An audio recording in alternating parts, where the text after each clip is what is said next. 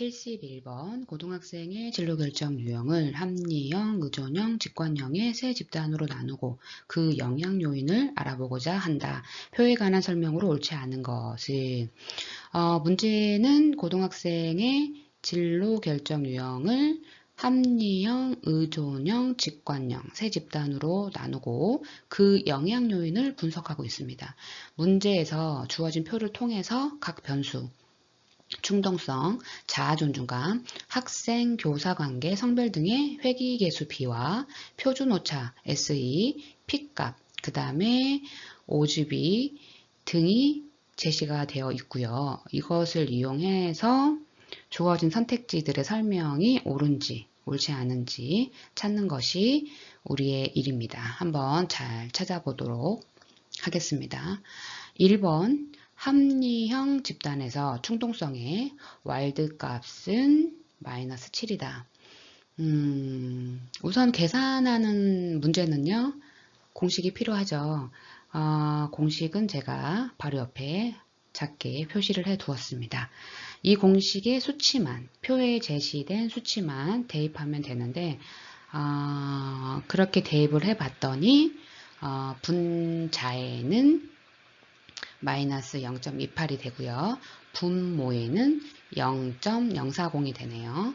그러면 우선 마이너스 0.28 나누기 0.040 이렇게 나눈 값은 그렇죠. 마이너스 7이죠. 이것을 공식대로 제곱을 하면 맞습니다. 49입니다. 그런데 마이너스 7이라고 했으니까 계산 과정에서 제곱을 하지 않는 값이네요. 그러면 1번은 어떻죠?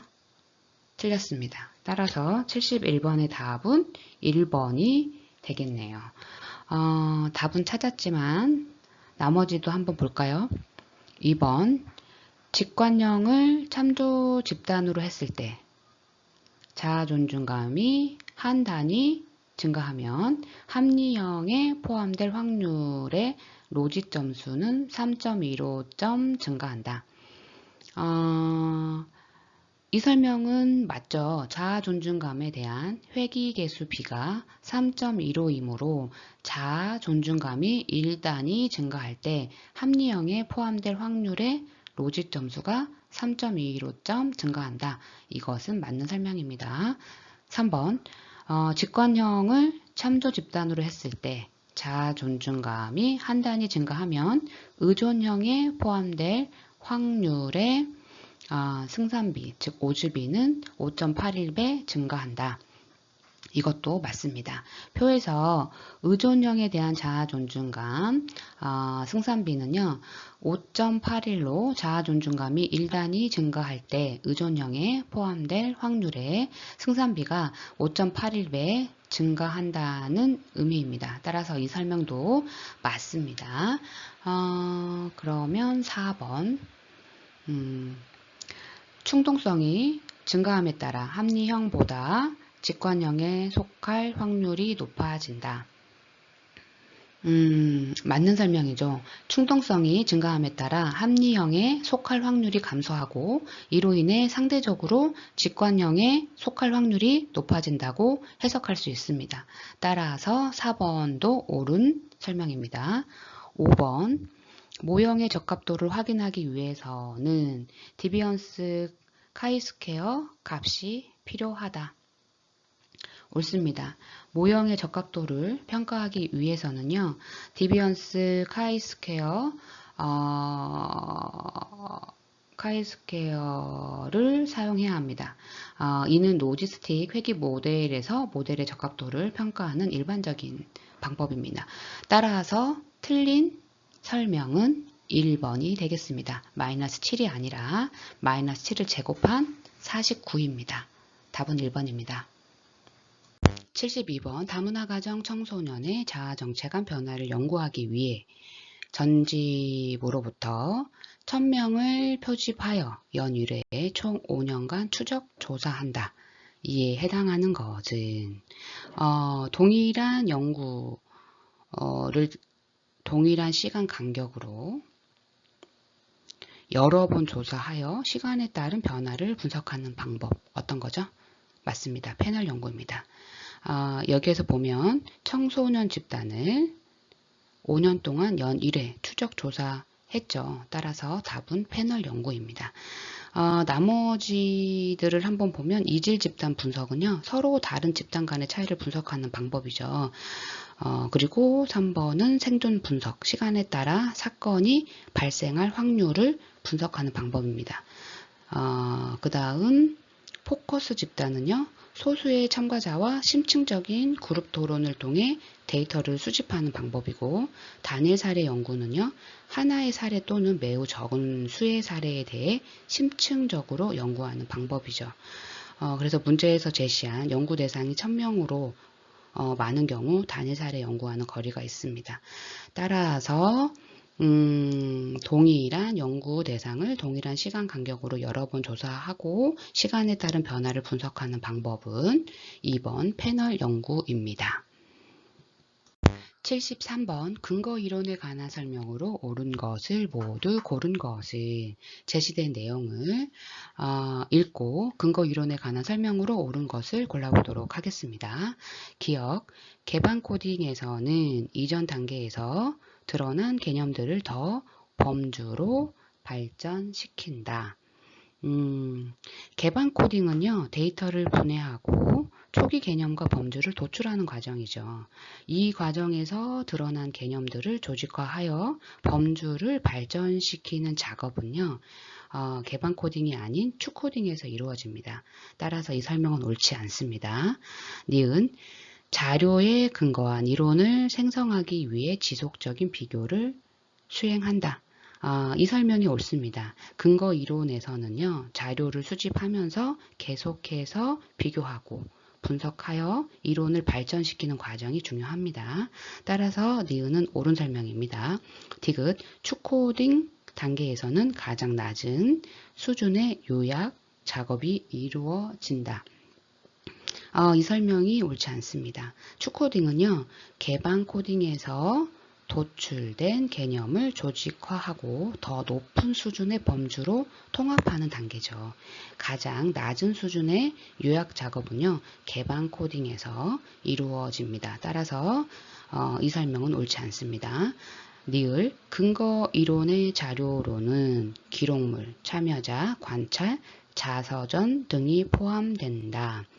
이 설명은 옳습니다. 근거 이론의 자료로는요, 다양한 원천이 포함될 수 있으며 기록물, 참여자 관찰, 자서전 등도 포함됩니다. 따라서 근거 이론에 관한 설명으로 옳은 것은요, 기억은 아니고 니은과 리을입니다.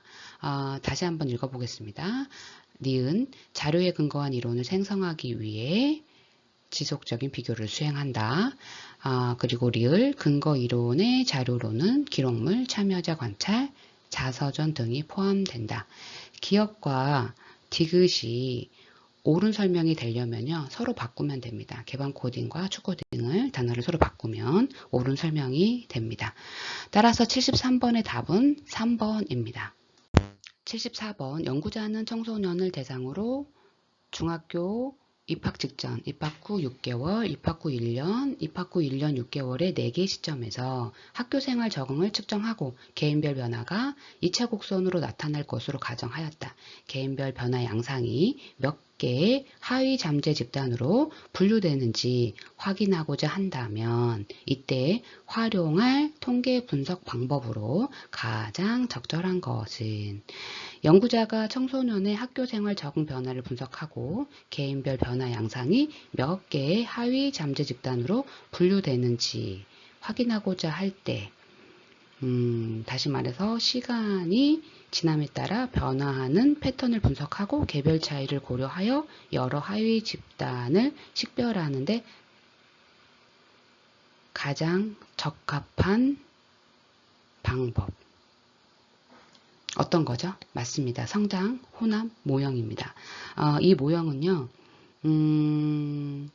개별 참가자들의 변화 양상을 모델링하고 다양한 잠재 집단을 식별하는 데 적합하죠. 연구자가 가정한 대로 개인별 변화가 2차 곡선으로 나타날 경우 성장 혼합 모형은요, 이러한 변화 패턴을 분석하고 여러 하위 집단으로 분류할 수 있습니다. 이는 각 집단이 다른 성장 경로를 따르는 경우를 모델링 할 수 있는 거죠. 따라서 74번의 답은 3번 성장 혼합 모형입니다. 나머지들을 한번 짤막하게 보면 군집 분석은요. 군집 분석은 데이터를 유사한 특성을 가진 그룹으로 나누는 방법이죠. 하지만 여기 문제에서 제시한 것과는 관련이 없습니다. 또한 잠재 계층 분석은 집단을 찾는 데 유용하죠. 일반적으로 측정 변수가 명확하고 변화 경로를 다루지 않을 때 사용되죠. 또한 잠재 프로파일 분석은 연속적 특성을 가진 데이터에서 개인을 그룹으로 나눈 데 사용되지만 시간에 따른 변화를 모델링하기 위한 것은 아니고요. 또한 다항 로지스틱 회귀 분석은요. 범주형 종속 변수를 예측하는 데 사용되지만 시간에 따른 변화 양상과 잠재 집단을 분석하는 데는 적합하지 않습니다. 따라서 답은 3번 성장 혼합 모형입니다. 75번 다음의 설명에서 의미하는 상담 연구윤리의 원칙은 주어진 내용을 한번 검토해 보도록 하겠습니다. 연구 결과가 지역사회에 이익을 제공하는지를 고민한다. 연구 참여자에게 적용할 새로운 개입이 충분히 도움이 되는지를 재검토한다. 내담자를 위한 이익을 최대화할 수 있는 연구인지 고려한다. 연구의 결과와 개입이 실제로 내담자의 지역사회에 긍정적인 영향을 미쳐야 한다는 원칙과 관련이 되어 있는 거죠. 이것은 어떤 거죠? 맞습니다. 선의입니다. 따라서 75번 답은 2번 선의입니다. 나머지 선택사항들을 짤막하게 보면 진실은요. 연구자가 연구 과정에서 정직하고 정확한 정보를 제공하며 결과를 왜곡하지 않는 것을 강조하죠. 자율은 참여자가 자발적으로 연구에 참여하고 자신의 권리와 결정에 대한 정보를 충분히 제공받아야 하는 것을 강조하고요. 정의는요. 연구의 이익과 부담이 공정하게 분배되어야 하고 특정 집단이 부당하게 영향을 받지 않도록 하는 것을 강조합니다. 나머지 충실은요. 연구자가 내담자와의 신뢰를 유지하고 약속을 지키며 전문적 책임을 다해야 한다는 것을 강조합니다.